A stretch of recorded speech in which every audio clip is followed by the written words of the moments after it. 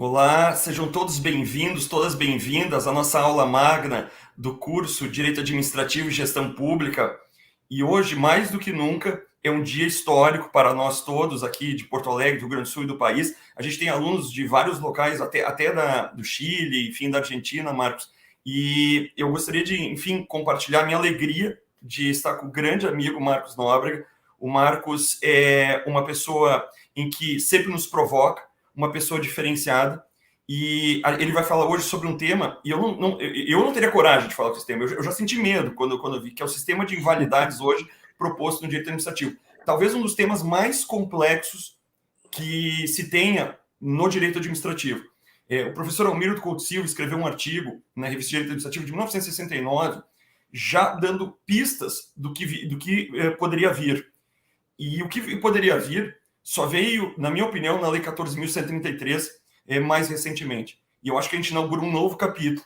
E o Marcos, ele enfrenta esse tema, e eu tenho certeza que esse tema está à altura da qualidade do Marcos. Marcos, muito obrigado por você ter vindo.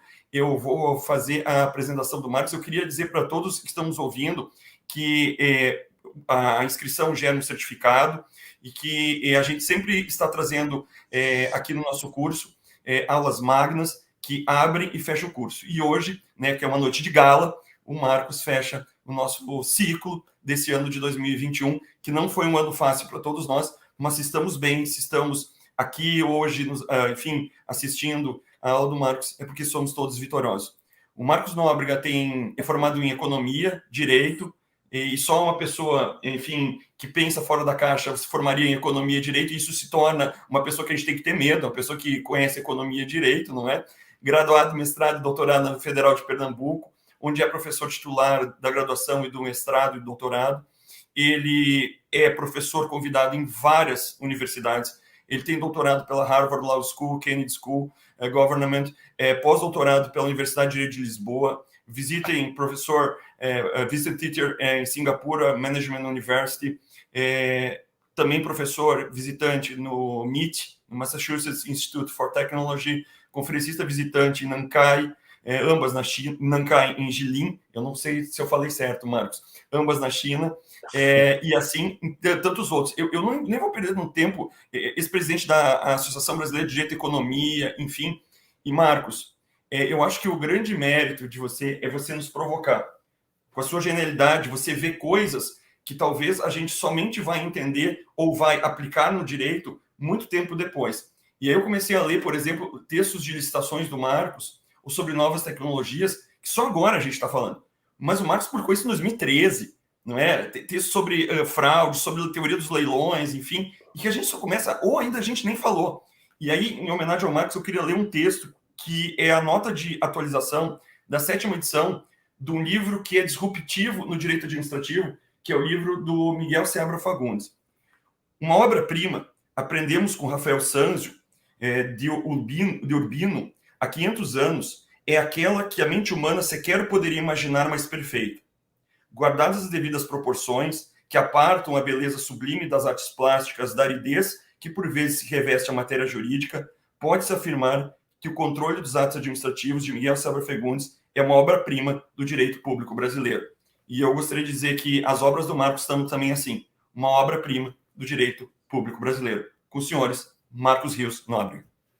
Obrigado, doutor. Menos, né, Juliano? Menos, Não, né? não, não precisa. Menos, pô, menos. Eu estou só apenas me esforçando. Inclusive, tem uma frase ótima do Oscar Wilde que diz assim: já não sou tão jovem para saber tudo, né? Na verdade, eu não inventei absolutamente nada, né? Eu acho que a grande fator diferencial, e dentro da minha experiência acadêmica, eu fui exposto, né? Eu fui exposto a outras coisas, entendeu? E essa exposição a outra doutrina, a outra maneira de encarar o direito é que fez com que surgissem reflexões, né? Então, basicamente foi isso, né? Então, eu não trouxe... Aliás, você que é um escritor profícuo, né? Eu dizia para um amigo, eu ainda não escrevi aquilo que eu queria escrever. Eu ainda não escrevi uma obra que eu dissesse assim, pô, isso aí tá fechado todas as arestas, estão a parada de todas as arestas. Então, eu ainda não escrevi isso aí. Então, eu espero que possa escrever, né? Porque escrever também é um processo lento e penoso, de certa forma, né? Muito. Tem uma frase, acho que é até do próprio Oscar Wilde, que ele diz assim: passei a manhã toda colocando uma vírgula e o resto da tarde tentando tirá-la. Então, assim, a escrita é também um pouco de arte, um pouco de burilar pensamentos, etc. E tal.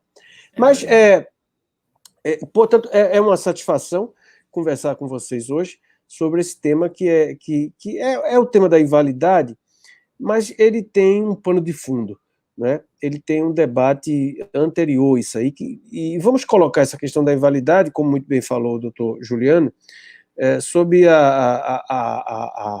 o manto da nova lei de licitação. Inclusive, recomendo o livro do professor, Comentários à Nova Lei de Licitação, do professor Juliano, muito, muito bom. E eu queria colocar como pano de fundo dessa nova perspectiva que a gente tem na nova lei de licitação. Aliás, eu devo até afirmar que a gente fala lei de licitação, mas na verdade é uma lei de compras públicas, né?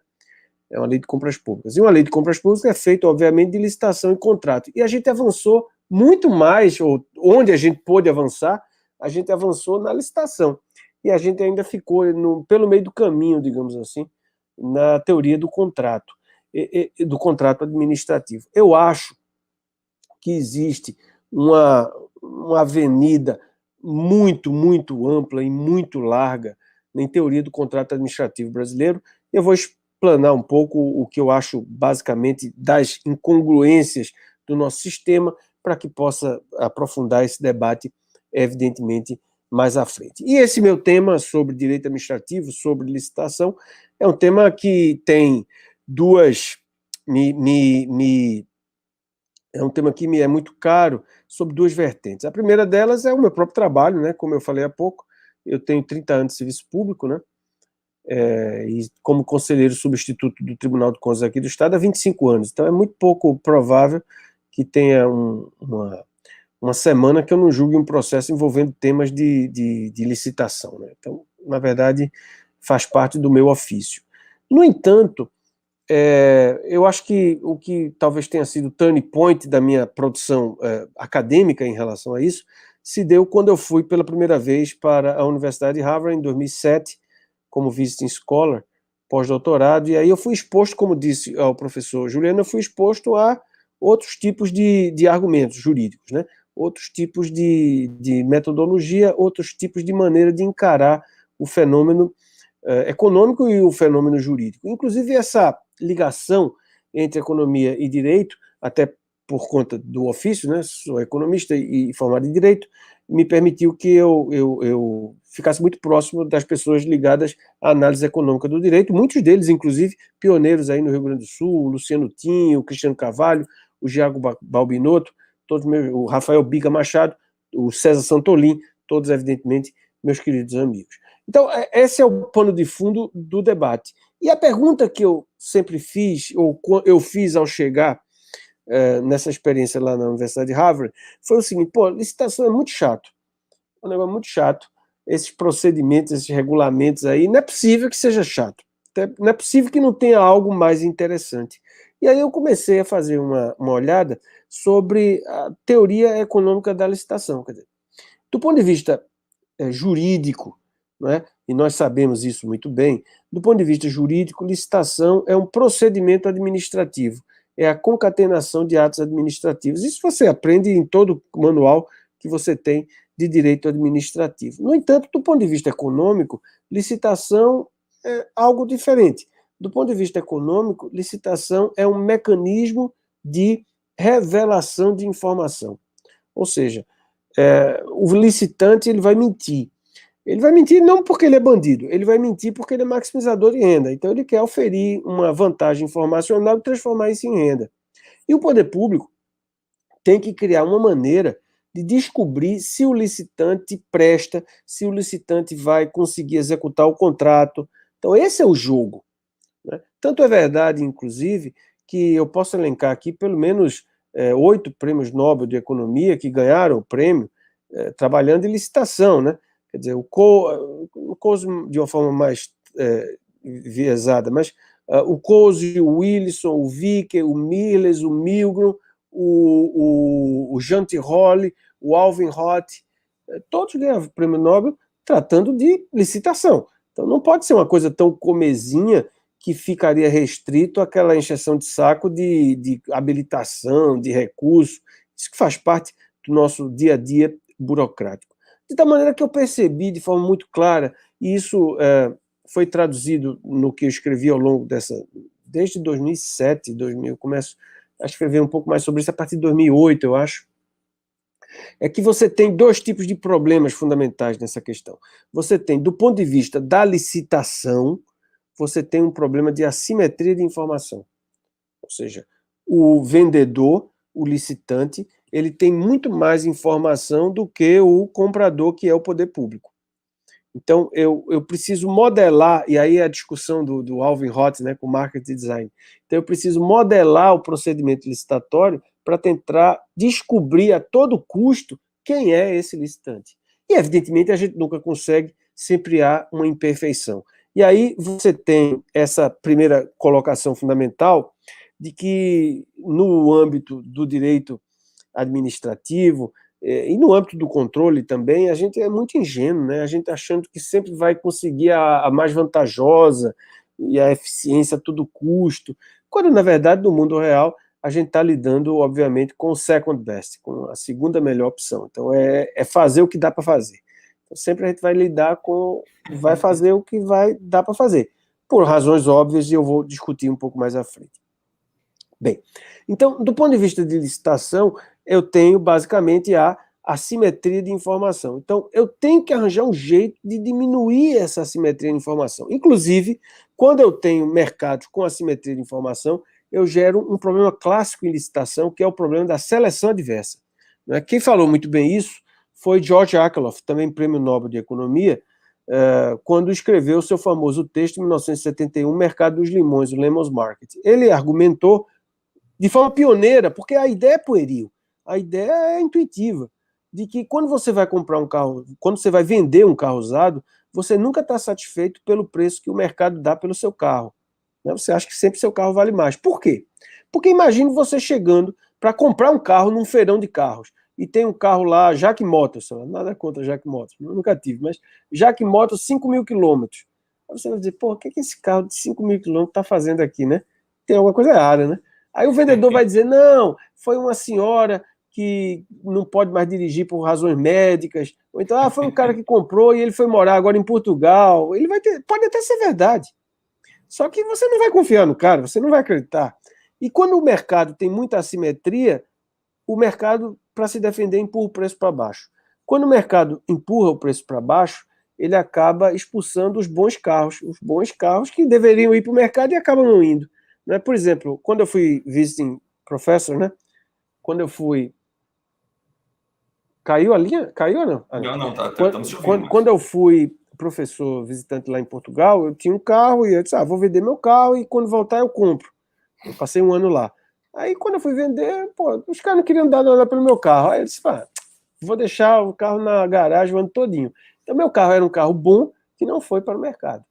Gera o problema de seleção adversa. Isso explica porque você escolhe maus licitantes, porque você compra café de péssima qualidade, porque as obras sempre são inacabadas, porque você não tem condições de escolher, de descobrir quem é o melhor licitante. E aí você vai utilizar mecanismo para tentar diminuir essa assimetria de informação. Eu tenho um sistema de diminuição de assimetria de informação, mecanismos esparsos, gates de tentativa de diminuir a assimetria de informação na lei.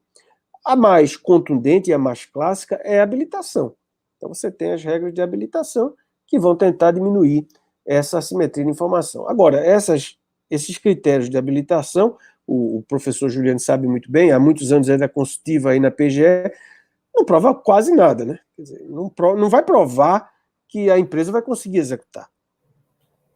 Não vai conseguir provar. Então, são mecanismos para fazer, digamos assim, o primeiro layer, a primeira camada de revelação de informação é dado de forma mecanicista pela habilitação.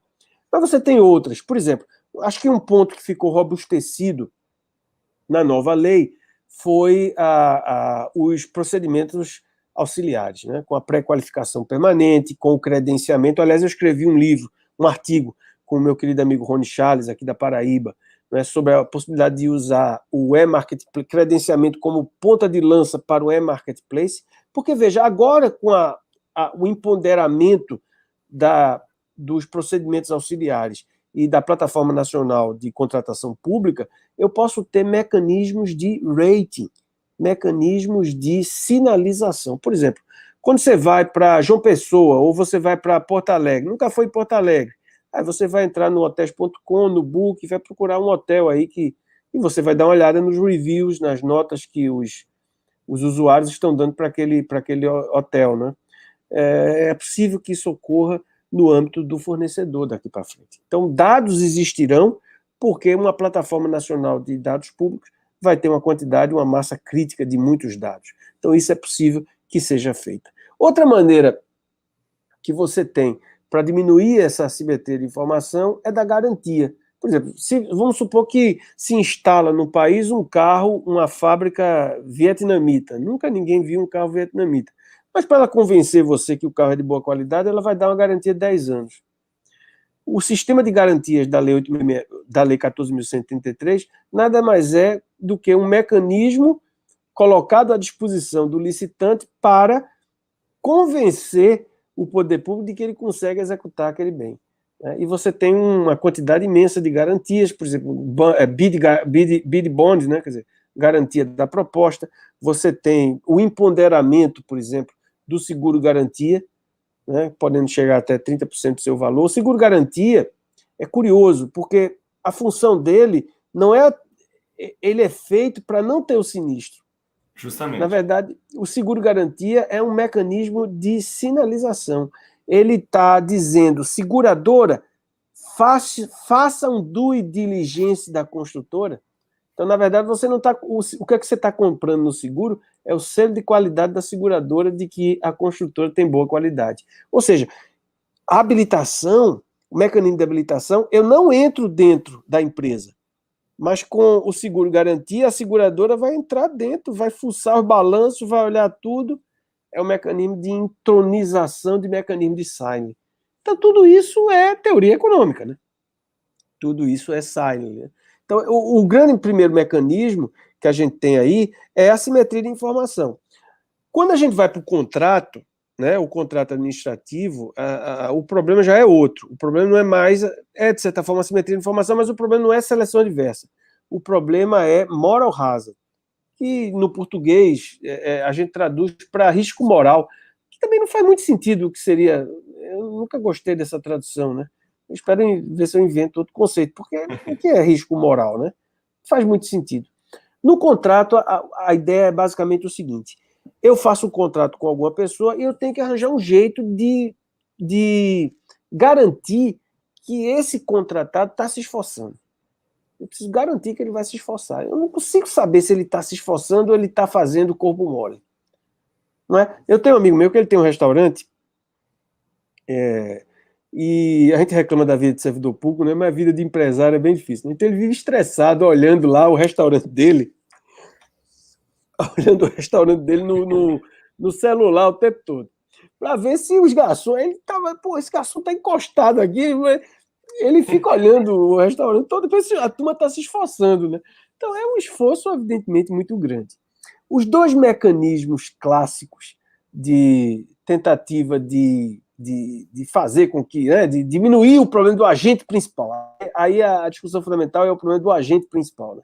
O agente é o contratante e o agente é o contratado e o principal é o poder público que contrata. Como é que eu vou fazer? Uma maneira clássica que a legislação brasileira usa para isso é controle. E veja que a lei ela é controle que só a gota. É um monte de controle de todo tipo que você imaginar, né? Aliás, a lei ela é rica em dizer que não pode, né? É verdade. Ela é uma maximização burocrática, né? Porque, inclusive, um dia desse, vai gente lá no meu gabinete, né? Vereador, prefeito, ordenador de despesa, ele disse: doutor, veja bem, o Tribunal de Contas diz uma coisa, o Ministério Público diz outra coisa, a Polícia Federal diz outra coisa, o controle interno diz outra coisa. Eu faço o quê? Da minha parte, é o Tribunal de Contas, né? Isso me lembra uma história interessante, que era o seguinte, que eu vi há muitos anos atrás. O cara me contou essa história foi no município lá de Pernambuco. Ele disse que a pessoa criava porcos, e aí o fiscal lá da Vigilância Sanitária foi lá e, você cria porcos, você dá o quê para os seus porcos comerem? Eu dou o resto de comida, aquele negócio todo, lavagem, não sei o quê. Isso é um absurdo, porque pela norma sanitária tal, não é possível, né? Há regras, padrões sanitários que devem ser seguidos. E aí multou o cara. Tudo bem, aí passou um tempo, aí chegou outro fiscal. E, bem, o que é que o senhor faz? Eu crio porcos, o senhor dá o quê para os seus porcos? Eu fui multado, mudei minha estrutura de produção. Eu agora dou carne de primeira qualidade, maminha, um frango na chapa para o colesterol do porco. E aí eles, isso é um absurdo, porque o Brasil tem uma população, milhões de pessoas morrem de fome. Como é que você vai fazer isso? Princípio da dignidade da pessoa humana. Aí deu uma multa lá pro cara. Aí passou um tempo, chegou outro fiscal, né? Você faz o quê? Eu crio porcos. O senhor dá o quê para os seus porcos comer? Rapaz, eu dou um vale alimentação. O porco vai pro shopping e aí eu não quero nem saber. É exatamente isso, né? O tribunal diz uma coisa, o Ministério Público diz outra coisa, a Polícia Federal diz outra coisa. Então, o modelo clássico que a gente usa na legislação para diminuir esse problema da moral hazard, né, do risco moral, é controle, e a gente tem controle demais. Mas a gente pode ser mais esperto com isso. A gente pode tentar alinhar incentivos, né? Por exemplo, quando você contrata alguém para vender alguma coisa, você paga uma comissão para essa pessoa. E aí você está basicamente alinhando incentivos, né? Porque se ele vender mais, ele vai ganhar mais, né? Então, eu tenho basicamente o processo de alinhamento de incentivos. Por isso que a lei coloca agora, e essa é uma inovação da lei, o contrato de eficiência, né? O contrato de eficiência, ele busca basicamente isso. Ele busca tentar aliar os incentivos, né? Mas, você quer fazer o contrato para buscar conseguir uma economia em relação a isso, então isso se coloca. Então, do ponto de vista econômico, é basicamente isso aí. Análise econômica, teoria da simetria de informação, seleção adversa e agente principal com... E aí tem um monte de coisa para discutir, quer dizer, aversão ao risco, enfim. Inclusive, eu gostaria até de lembrar que está saindo um livro agora acho que vai sair no ano que vem, no começo do ano que vem, um livro que eu escrevi com o meu querido amigo Bradson Camelo, né, acabando de chegar da Universidade de Chicago, é procurador do Tribunal de Contas da Paraíba, e meu querido amigo Rony Charles, né, que é da AGU, é um grande autor de licitação. O Rony é professor aqui na especialização também. Sim, Rony é um grande nome. Grande até nome. Meu aluno lá no doutorado, Rony. Eu sou orientador do Rony.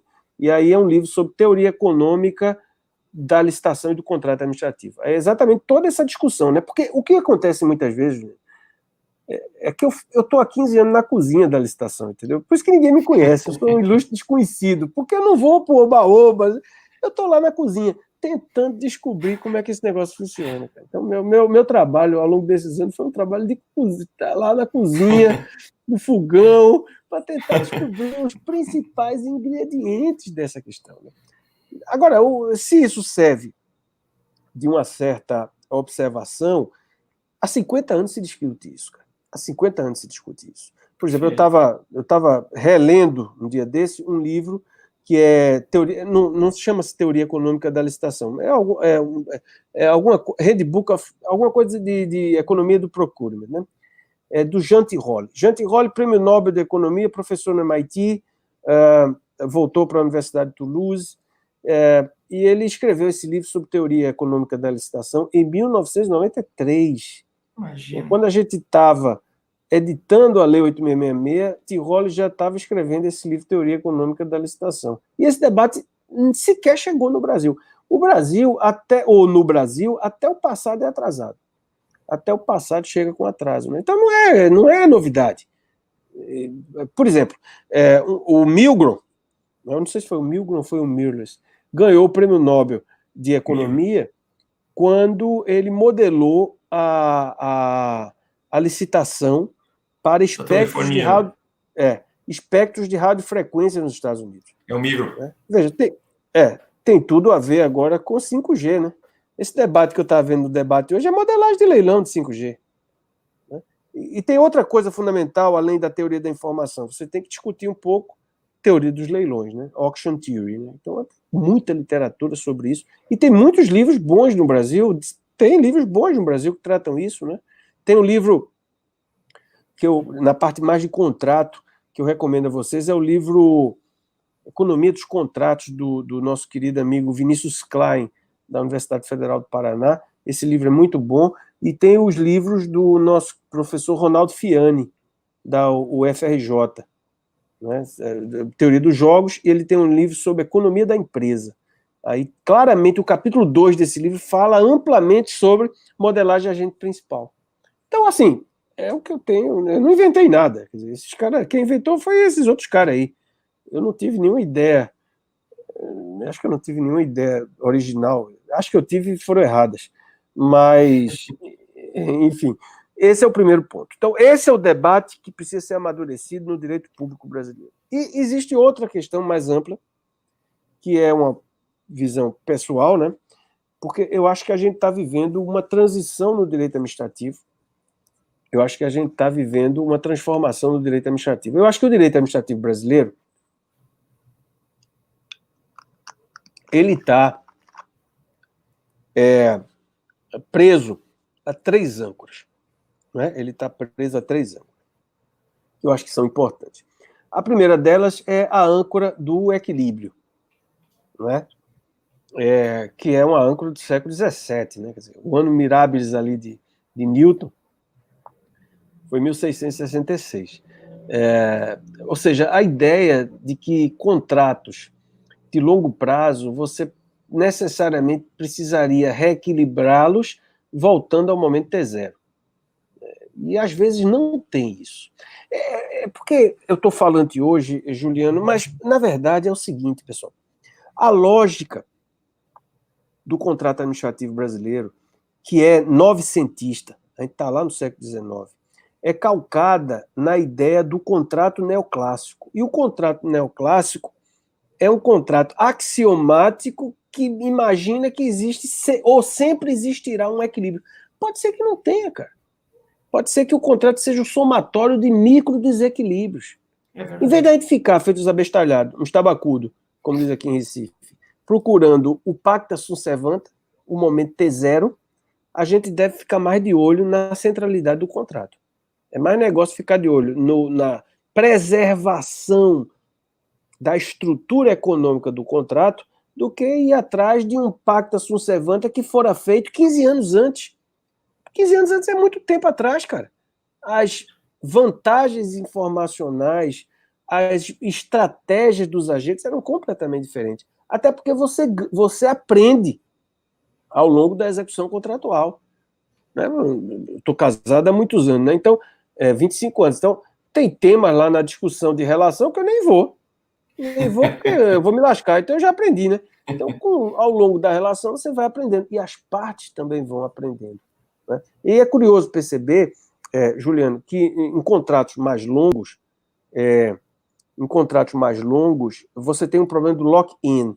Ou seja, as partes já investiram tanto no contrato que é muito penoso sair desse contrato. Imagina, a empresa está num contrato de concessão de 15 anos, é melhor ficar, porque ela vai voltar para o mercado. O mercado é o mercado, né? É difícil você sobreviver. E o próprio poder público, que já investiu profundamente nisso. Então, no momento em que a nova lei de licitação ela expande, ela alarga os prazos contratuais, essa preocupação com o equilíbrio parece ser, essa reflexão sobre novos parâmetros do equilíbrio são importantes. Né? Claro que para contratos spot isso não faz a menor ideia, como também a mecânica newtoniana funciona para você passear na parque. Passear de bicicleta. Você pode passear de bicicleta utilizando a mecânica newtoniana, não tem problema. Então, contratos spot, muito simples, não tem problema. É a teoria tradicional. Mas contratos sofisticados exigem estruturas mais sofisticadas. Inclusive, eu escrevi um artigo muito interessante com meu querido amigo aí do Rio Grande, né, o Gustavo Kaescher, né, exatamente fazendo essa abordagem e utilizando parâmetros de teoria da complexidade, da ergodicidade, etc. Tal. Um artigo que alguns gostaram e muitos não gostaram. Então, eu levei uma relapada aí nesse artigo. O que é bom, né? Porque mostra que pelo menos alguém leu alguma coisa diferente. Né? Então, por exemplo, eu, inclusive, na parte do equilíbrio, eu gosto de citar muito o que eu costumo, até numa live eu falei isso um dia desse, que é chamada teoria do barquinho Klink, né? É o seguinte, o Amir Klink, né, que vocês sabem que é o grande navegador brasileiro, em 84 ele resolveu fazer a travessia do Oceano Atlântico de barquinho, um caiaque grande. E aí não existia internet, e ele foi pesquisar o que tinha acontecido com as pessoas que tinham tentado fazer isso. E ele percebeu que as pessoas tinham morrido porque o barco virava. Então ele disse, não, então eu vou fazer um barco que não vire, né? Porque se as pessoas morreram porque o barco virou, eu vou fazer um barco que não vire. E aí ele teve a sorte de encontrar com um professor de engenharia na USP que disse, Ami, veja, você está atacando o problema de maneira errada. É impossível ter um barco que vai atravessar o Atlântico e não vai virar. Você tem que construir um barco com um determinado centro de gravidade, que se ele desvirar, se ele virar, ele vai desvirar. E aí foi feito. E aí ele veio, desvirou, virou, desvirou, virou, desvirou, ele chegou. Tá entendendo? Então não imagine um contrato de 30 anos que ele não vai desvirar. Então eu tenho que entronizar no contrato mecanismos de reequilíbrio. E aí, curiosamente, a lei falou muito bem de mecanismo de resolução de disputa, que são mecanismos para desvirar o barquinho, mais ágeis para desvirar o barquinho, tá entendendo? Porque o que acontece? Se o barco vira, qual é a nossa o que é que o direito administrativo diz quando o barco vira? Primeiro, meu Deus, o barco virou como se fosse uma coisa extraordinária. Segundo, vai chamar a guarda costeira. A guarda costeira é o poder judiciário, que vai demorar 3 dias para chegar lá onde está o barco. Entendeu? Então você tem que criar um mecanismo para tentar desvirar esse barco. Claro. Então essa é a primeira âncora. A segunda âncora fundamental é, como eu falei há pouco, a teoria do contrato do século XIX.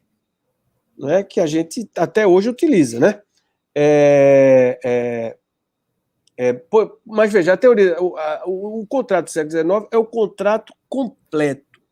O contrato ele não é incompleto, é completo, ele é incompleto por várias razões. Primeiro, você não consegue pensar todas as circunstâncias porque você não é cartomante, você não sabe. E segundo, o custo de negociar é muito alto. Então, os contratos de longo prazo eles são deliberadamente incompletos. Além disso, você tem o problema da assimetria de informação, que nós já falamos, você tem o problema da boundary rationality, da racionalidade limitada, nós somos parcialmente limitados, e aí basta ver o Taleb, o Daniel Kahneman, né, com aquele livro famoso dele, Pense Rápido e Devagar, né? Richard Thaler com o livro Misbehavior, que é exatamente os nossos vieses cognitivos, etc. E tal. Esse contrato ainda persiste nas decisões dos tribunais de contas e nas decisões do judiciário. Eu fiquei muito impressionado, nosso querido professor Juliano, porque um dia desse, aliás, uma das maravilhas da internet é o sebo virtual, né? Você vai lá e tenta achar o livro que você gosta. E aí eu comprei, por curiosidade, e eu disse, o primeiro livro que eu li de licitação foi um livro Licitações e Contratos de Eli Lopes Meireles. É um livro que tinha lá na minha casa. Meu pai era servidor público. E aí eu disse, eu vou comprar esse livro. Aí comprei por R$8 a edição de 77, de 1977, desse livro de Eli Lopes Meireles, Licitações e Contratos, que era basicamente o único que tinha naquela época. Veja que em 77 ainda era o decreto 200/67. Depois teve o 2.300, depois a lei 8.666. Eu fiquei muito... Passei um fim de semana lendo esse livro e minha mulher ficou muito... Não diria que minha mulher me achou esquisito, porque eu tenho outras leituras bem mais esquisitas do que essa, né? Eu estou muito discutindo agora a questão do tempo, né? A ressignificação do conceito de tempo no direito administrativo, né? Enfim. Mas aí o que me chocou muito, Juliano, foi que o livro é a mesma coisa que se escreve hoje. Como pode? O mundo mudou, a doutrina mudou, e a gente está 50 anos conversando a mesma coisa, cara. Não pode. Muito impressionante, cara. Do atraso. É muito impressionante, cara. E a terceira âncora fundamental são os manuais, né, dos anos 80 e tal. Porque hoje o mundo é diferente, cara. O manual fazia talvez muito sentido quando você não tinha acesso à informação. Veja só, num tempo que eu comecei a estudar e a ser servidor, não tinha nem internet, pô. Então você justificava assim, né, um grande autor que pretensamente sabia tudo. Hoje hoje o direito ele é pulverizado. Hoje o desafio não é o acesso à informação. Hoje o desafio é a curateria da informação. Você tem que arranjar um curador. Um cara que vai... Por isso que é importante esse curso assim, né? Curso como esse. Arranjar um cara que vai dizer, pô, lê isso e isso aqui. Porque todo dia tem 30 artigos do Jota e do Conjuque interessante. E ou você não faz mais nada, ou você não tem, né? Não tem como ler isso tudo. Né? No entanto, o problema adicional nisso aí, Juliana, é o seguinte: se você levanta essas 3 âncoras e não coloca nada no lugar, o barco fica à deriva, né? Então, em vez de ficar à deriva, é melhor ficar no conforto dessa âncora mesmo. Então, o grande debate agora é esse: o que eu coloco no lugar? O que é que eu vou colocar no lugar? Esse é o estado de arte no direito administrativo. Mas, nesse tipo de debate, eu estou perdendo 7-1. Né? Eu estou levando uma lapada. Eu acho que eu não fiz nenhum gol ainda. Eu estou levando 7-0. Porque o jogo estava 7-0, né? Depois que fizeram um gol. Eu acho que eu estou levando de 7-0. Nem de 7-1 eu estou levando. Porque o mainstream é ainda Eli Lopes Meirelles e tal. Ainda é, né? Mas não faz sentido. Não faz sentido. Esse debate está no mundo todo. Só não está aqui. Quer dizer, está aqui porque a gente vê muita gente interessante que está debatendo isso. Né? Enfim. E isso tem a ver, em boa parte também, com a questão da invalidade na lei. Né? A invalidade sofreu uma transformação importante. Eu falei, inclusive, que as transformações maiores tinham sido na parte de licitação. Mas na parte de contrato, malgrado a manutenção da ideia, né, aquelas dois grandes pilares do direito contratual brasileiro, que é a indisponibilidade do interesse público e a supremacia do poder público, remanescem, com profiláticas mitigações. Tem que esperar 120 dias, agora a empresa tem que esperar 90 dias. Isso é profilaxia, são profiláticas tentativas de diminuir a supremacia do poder público, mas continua a mesma matriz no contrato administrativo. No entanto, eu acho que talvez a grande modificação que a gente teve foi da teoria das invalidades, que é sutil. Essa sutileza, ela aparece em alguns momentos. Né? Por exemplo, eu vou compartilhar aqui só um artigo da lei, que eu acho que é importante para a gente observar, né? Aqui. Esse artigo de nulidade, que ele diz o seguinte, dá para ver? Dá para ver. Veja, constatada a irregularidade no procedimento licitatório ou na execução contratual, caso não seja possível o saneamento. Regra básica do novo direito administrativo. Anular em última circunstância. Anular em última circunstância. Eu tenho um amigo meu, que ele é até do Ministério Público, com todo respeito, né? Estamos falando aqui, mas o meu amigo, tudo ele é nulo de pleno direito. Aliás, até hoje eu não entendi o que significa exatamente esse nulo de pleno direito. Né? Eu sei que ele dá uma canetada, ele branda a Constituição Federal, ele bota nulo de pleno direito, cumpra-se, e bota o nulo de pleno direito, com todo respeito, é o foda-se que se utiliza hoje na linguagem cotidiana. Né? Foda-se, dá um nulo de pleno direito ali. Mas existe um monte de coisa por trás, pessoal. Um monte de coisa por trás. Então, a regra fundamental é abrandamento do conceito de nulidade. Então, a regra fundamental é tentar sanear o ato, tentar salvar aquilo que for necessário para fazer o ato, para os efeitos do ato. Então, caso não seja possível o saneamento, então a nulidade é sempre uma segunda melhor opção. A decisão sobre a suspensão da execução ou sobre a declaração de nulidade do contrato será adotada da hipótese que se revelar medida de interesse público com avaliação, entre outros, dos seguintes aspectos.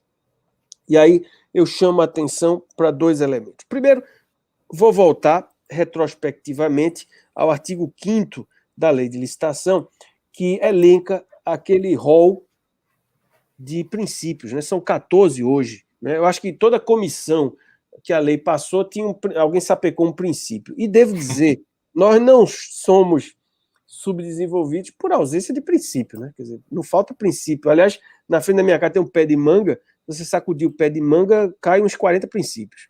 enfim. Mas o artigo 5º, ele diz assim, tem que seguir esses princípios e tem que seguir a LINDB, né? Então, o que está permeando o rol de aplicação da lei é a ideia fundamental de consequencialismo. Então, eu posso anular, mas eu tenho que analisar essas consequências. Não um consequencialismo irresponsável, porque muitas vezes, e aí é difícil você saber quais as consequências, evidentemente, do ato de anulação. Aliás, esse rol contido no artigo 147 é muito bem lembrado pelo ministro Benjamin Zindler, do TCU, que ele diz que a gente vai ter agora que ter, basicamente, um estudo de impacto invalidatório.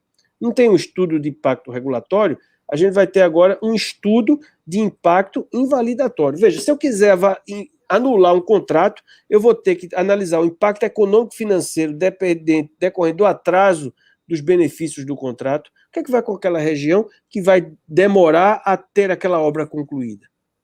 Não é? Perfeito. Riscos sociais, ambientais, segurança da população local. Por exemplo, eu tinha uma estagiária muito legal, que ela foi até minha aluna na faculdade. Ela era até índia, de uma tribo lá de Cumaru, que é uma cidade do interior aqui de Pernambuco. E é uma cidade que mudou o seu panorama pela transposição do Rio São Francisco. Quando parou a obra, quando veio a crise econômica, desde 2013, parou a obra, microempresários que tinham investido em self-service, em lanche, quebrou tudo. Está entendendo? Então, tudo não é tão simples assim. Riscos sociais, ambientais, segurança, motivação social e ambiental do contrato, custo de deteriorização e perda das parcelas executadas, né? Despesa necessária à preservação das instalações e dos serviços executados, porque agora, pessoal, a gente tem que transitar da ideia de estrita legalidade para um conceito que eu utilizei no artigo que eu escrevi sobre invalidades com meu querido amigo Flávio Germano Sena, é o conceito de legalidade funcional. Ou seja, a legalidade se presta a quê? Não é? E o ato ilegal, ele não é necessariamente sinônimo de ato inválido. Ele pode ser ilegal, mas ele pode ter conteúdo que deve ser preservado. Essa é a grande... e veja que isso coloca, pessoal, de certa forma, uma pressão muito grande por parte da administração, né? Porque esse meu amigo que dá uma canetada e escreve nulo de pleno direito, ele tem pouco trabalho para fazer. Ele cima e dá o nulo de pleno direito. Quando que a administração agora ela tem que ser mais consequencialista. Vai estar mais difícil, é mais difícil. Medidas efetivamente adotadas pelo titular do órgão ou entidade para saneamento de irregularidades, custo total, estágio da execução física financeira do contrato, fechamento dos postos de trabalho, custo para a realização de nova licitação. Tem que fazer outra.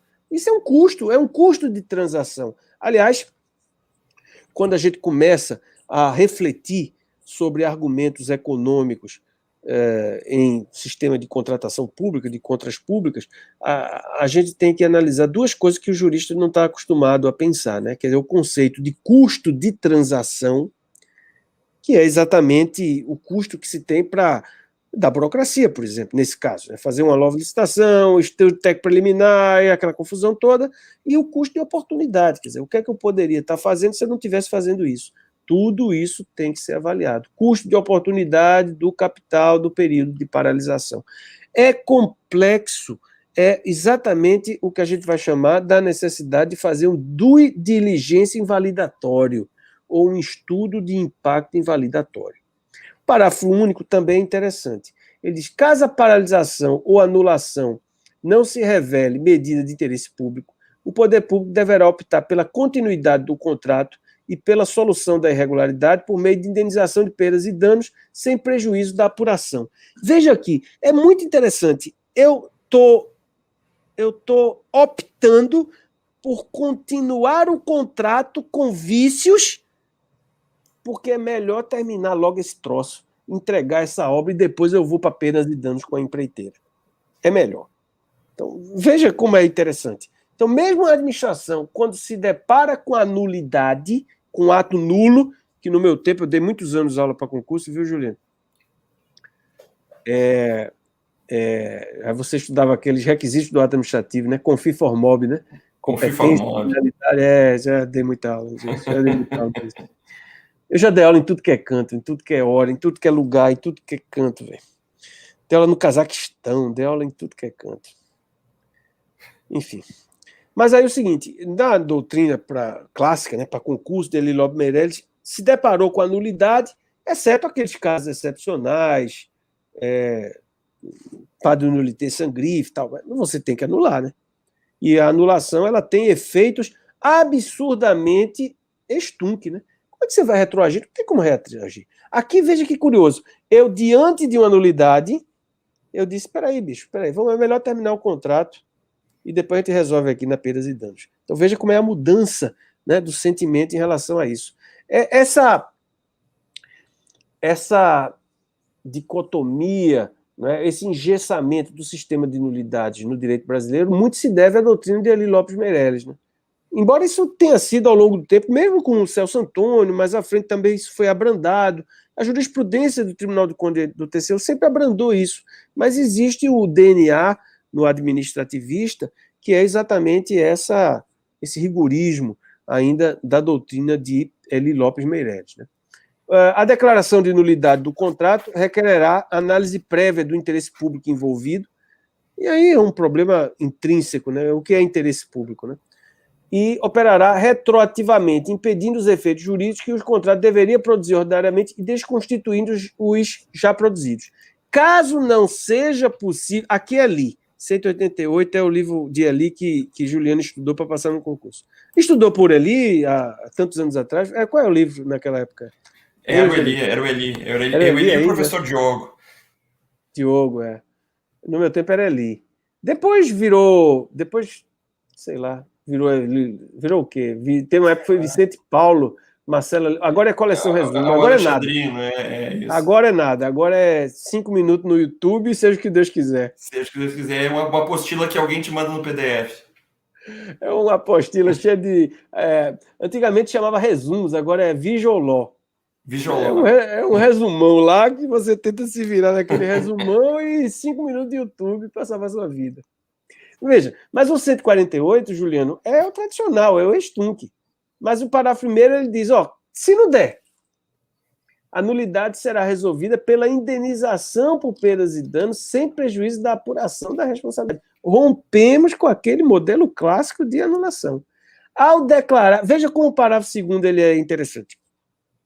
Ao declarar a nulidade do contrato, a autoridade, com vistas à continuidade da atividade administrativa, poderá decidir que ela só terá eficácia no momento futuro, suficiente para efetuar a nova contratação. Eu estou postergando o efeito da nulidade. Está modulando efeitos. Estou modulando o efeito. O que me parece, obviamente, lógico, porque sempre a gente pode modular em controle de constitucionalidade, por exemplo. E nunca podia no ato administrativo, que é menor do que controle de constitucionalidade. E não podia porque ficava com aquela frescura de ali, não sei o que e tal. É muito importante esses dispositivos. Muito importante esses dispositivos. E merece toda a nossa reflexão. A nulidade, obviamente, não exonerará a administração de indenizar o contratado que houver. O modelo é diferente. Preserva o contrato, preserva o interesse público e vai para perdas e danos, vai buscar a administração aquilo que foi devido. Nenhuma contratação será feita sem a caracterização adequada do objeto, aqui já não é mais a questão da nulidade. Então percebam, os senhores, que a gente está vivendo uma revolução silenciosa, né? No direito administrativo brasileiro, né? Então isso é muito interessante e espero que vocês deem cabo dessa novidade, né? Dessas inovações, né? Porque realmente a vida bate a porta, né? E a realidade é assim, bicho. Não todo dia não dá para anular. Não tem como retroagir. Que retroagir é isso? Não tem como retroagir. Sabe que ontem, quarta-feira de noite, ontem na graduação, Marcos, uma aluna foi uma aluna, não lembro, me disse assim, professor, como eu gostaria de botar um efeito extunc em alguns fatos do meu passado. Eu disse, não dá, não tem. Se for botar um efeito de costume. Amiga minha namorou com um cara que era malandro, ficou queimado aí, velho. Tá no teu currículo aí. Não tem. Não Aí tem efeito de como costume apagar, né? passar. Não dá, não dá. E aí você, essa pretensão fictícia de efeito extunk, de danos à natureza, isso não existe. Não existe dano, o carro que quebrou, o cano que furou, não tem. O mundo, veja, o jurista tradicional, ele vive num mundo de magia, aventura e sonhos, né? E quando a realidade bate a porta, ele acorda, né? Então, a realidade... Na verdade, o velho ali, com todo respeito... Aliás, eu disse até um dia desse, né, Júnior, que a gente tem que acabar com o sistema helicêntrico, né? Helicêntrico. De Eli Lopes Merece. O Eli só serve para passar em concurso, a realidade é essa. Passar na OAB e... Passou na OAB e, se tiver sorte na vida, passa no concurso. Serve para isso. O mundo real é muito mais complexo. Mas aí, graças a Deus, a gente tem pessoas do quilate e do talento do professor Juliano Rainer para escrever sobre isso, para refletir sobre isso, para debater sobre isso. Porque, na verdade, eu sou apenas, como diria Manuel Bandeira, né, pernambucano provinciano que mal sabe escolher uma gravata. Né? Então, eu sou apenas um jurista de província. Né? Não é isso que eu queria dizer, Juliano. Eu acho que são apenas colocando pulga atrás da orelha dos alunos aí. E são alunos, e todos nós somos alunos, na verdade, né? Pulga atrás da orelha para a gente caminhar com isso, né? Entendeu? Sabe que... aliás, eu, como diria Chacrinha, eu não vim para resolver, vim para complicar, né? Na verdade, mas que por sinal era pernambucano, né? Chacrinha, por sinal, que era pernambucano. É pernambucano, não sabia. Tem uma história ótima nele. Diz que ele... João Cabral de Melo Neto era pernambucano, claro. E aí ele estava... João Cabral, ele logo jovem foi para o Rio e depois ele passou muitos anos servindo em Sevilha, que ele era diplomata. Então ele não estava muito ligado às coisas do Brasil. Aí ele veio, numa dessas passagens pelo Rio, ele foi almoçar e aí na frente do hospital, isso nos anos 70, na frente do restaurante, uma bagunça, uma tumulta. Aí ele perguntou ao garçom, pô, quem é isso aí, esse confusão? Não, é Chacrinha que veio almoçar. Chacrinha? Você que é Chacrinha? Aí de Chacrinha foi no banheiro, passou pela mesa dele, aí ele fez Abelardo, aí ele fez Joãozinho, porque eles tinham estudado no ginásio pernambucano. Eles eram colegas de ginásio de pernambucano e um se tornou um grande poeta e diplomata, o outro Chacrinha. Sensacional. Então, enfim. Eu tô mais para Chacrinha do que para João Cabral, viu? Para, não, incapaz. Tô mais para Chacrinha. Sabe, Marcos, que existe um doutrinador que escreveu muito sobre pedagogia, enfim, e ele dizia que os livros... Eu perguntava assim, mas por que você escreve sobre isso? E diz assim, não, meus livros são tipo, poemas, assim, são poemas pimenta. Mas por que pimenta? Porque quando você come pimenta, você coloca pimenta na comida, ela ressalta os seus sabores. Então eu quero ressaltar as ideias a você. E eu tenho certeza que a noite de hoje foi uma noite pimenta, Marcos. Que você ressaltou as nossas ideias, iluminou nossas ideias, fez com que os sabores, os aromas fossem... E que você é um cozinheiro do direito administrativo de mão cheia. Tô na cozinha. Não tô na ribalta. Mas saiu o prato com muita pimenta, porque com certeza apimentou nossos sentidos essa noite. Eu estou muito feliz, muito obrigado por dispensar tempo. Eu queria depois dar um jeito aí, talvez mandar meus artigos aí para a turma. E que a gente possa manda para o meu e-mail que eu repasso para todo mundo. Eu vou mandar aí para o pessoal e podem me contactar, não é? Pelo WhatsApp e também pelo Instagram. Vai ser um prazer muito grande trocar ideias com vocês. E espero em breve conhecê-los presencialmente e voltar ao Rio Grande. É que eu adoro o Rio Grande. Adoro. Coisa boa. Vamos te esperar aqui de braços abertos, você se sinta um filho que a casa retorna. Tá bom, então. Obrigado, viu, Juliano? Muito agradecido. Viu? Muito obrigado mais uma vez. Foi uma noite memorável. Muito obrigado a todos que estavam aqui hoje nos acompanhando. Marcos, mais uma vez, um abraço grande, forte, um grande cumprimento a ti e a todo mundo de Pernambuco, e que você venha logo aqui para o Rio Grande do Sul, que nós vamos te esperar com o maior carinho e maior receptividade. Obrigado a todos. Obrigado, hein? Beijo grande, saúde a todos, hein? Valeu, Juliano. Valeu, amigão. Obrigado, hein? Tchau. Valeu.